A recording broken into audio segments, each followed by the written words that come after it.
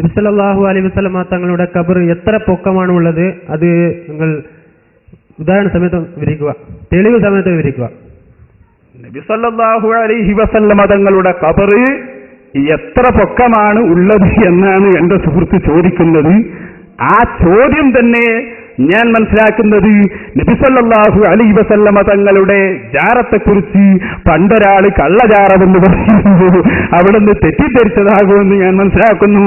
അള്ളാഹുവിന്റെ റസൂലിന്റെ ഖബർ കണ്ട് പഠിച്ച ആളുകൾ തന്നെ നബി സല്ലല്ലാഹു അലൈഹി വസല്ലമ തങ്ങളുടെ ഖബറിനെ കുറിച്ച് അറേബ്യയിൽ നിന്നിറങ്ങുന്ന പത്രങ്ങളിൽ പോലും അതിനെക്കുറിച്ചുള്ള റിപ്പോർട്ടുകൾ വന്നിട്ടുണ്ട്.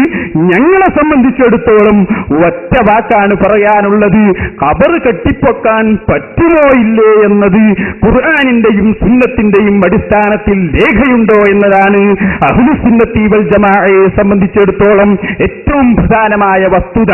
അതുകൊണ്ട് ഞങ്ങൾ പറയുന്നു, ഖബർ മഹാന്മാരുടേതായാൽ അത് കെട്ടിപ്പൊക്കാമെന്നത് സ്വഹീഹുൽ ബുഖാരിയിൽ ബഹുമാനപ്പെട്ട സ്വഹാബാക്കൾ നമ്മളെ പഠിപ്പിച്ചിട്ടുണ്ട്. മദീനയിൽ ആദ്യം മരിച്ച സ്വഹാബി ഉസ്മാൻ ഇബ്നു മദ്ഊൻ റളിയല്ലാഹു അൻഹു ആണ്. ആ സ്വഹാബിയുടെ ഖബർ തന്നെ നല്ല ഉയരത്തിൽ ഞങ്ങളിൽ നിന്നുള്ള ഒരാൾ ചാടിയാൽ എത്താത്ത രൂപത്തിൽ കെട്ടിപ്പൊന്തിച്ചിരുന്നു എന്ന് സ്വഹീഹുൽ ബുഖാരി, ഫത്ഹുൽ ബാരി അടക്കം നോക്കുന്നവർക്ക് ഗ്രഹിക്കാവുന്നതാണ്. അതുകൊണ്ട് തന്നെ അള്ളാഹുവിന്റെ റസൂലിന്റെ കാലഘട്ടത്തിൽ തന്നെ ഖബർ കെട്ടിപ്പൊക്കിയതിന് ബുഖാരിയിൽ തെളിവുണ്ടാകുമ്പോൾ മുസ്ലിമീങ്ങളെ സംബന്ധിച്ചിടത്തോളം ഖബർ കെട്ടിപ്പൊക്കുക എന്ന വിഷയത്തിന് വേറെ തെളിവ് അന്വേഷിക്കേണ്ടതില്ല.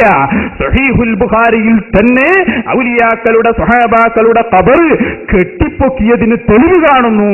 പിന്നെ അവിടെ ഒരു ചോദ്യം, അങ്ങനെയാണെങ്കിൽ ഇപ്പോൾ മക്കയിൽ ഖബർ കാണുന്നില്ലല്ലോ, അതുപോലെ മദീനയിൽ ഖബറിന്റെ മുകളിൽ കുബ്ബ കാണുന്നില്ലല്ലോ എന്നാണ്. അതാണ് ആ സുഹൃത്ത് ചോദിക്കുന്നത്. ഞാൻ പറയുന്നു, പൊളിച്ചാൽ പിന്നെ കാണൂല.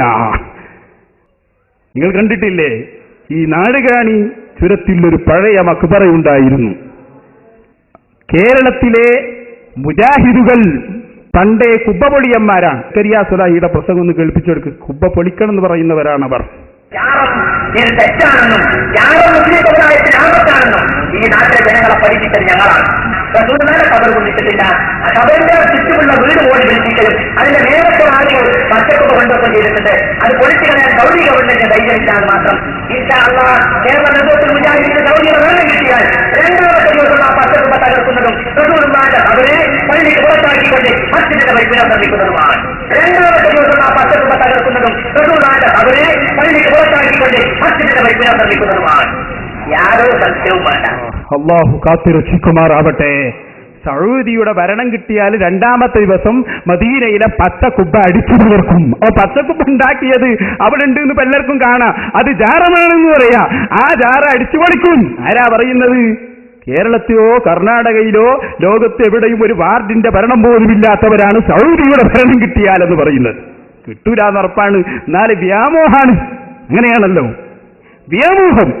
ഇവിടെ അള്ളാഹുവിന്റെ റസൂലിന്റെ ഖബറിന്റെ മുകളിൽ കുബ്ബയുണ്ട് എന്ന് തർക്കമില്ലാത്ത വിഷയമാണ്.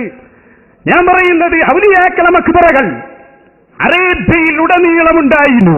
മക്കയിലും മദീനയിലും കുബ്ബകളും അതുപോലെ ജാറങ്ങളും ഭണ്ഡാരപ്പെട്ടികളും ഉണ്ടായിരുന്നു.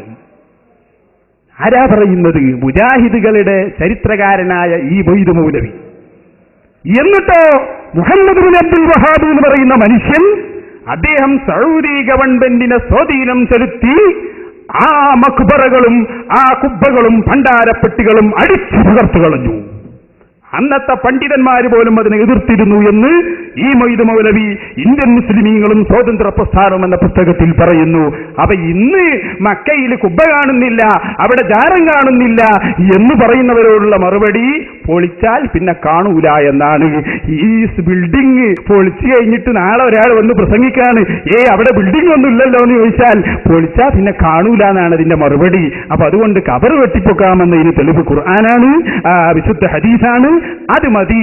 ഇപ്പോൾ കാണുന്നില്ല എന്നതിന്റെ ഉത്തരം മുജാഹിദുകൾ തകർത്ത് കളഞ്ഞതാണ് എന്നാണ് അതിന്റെ മറുപടി.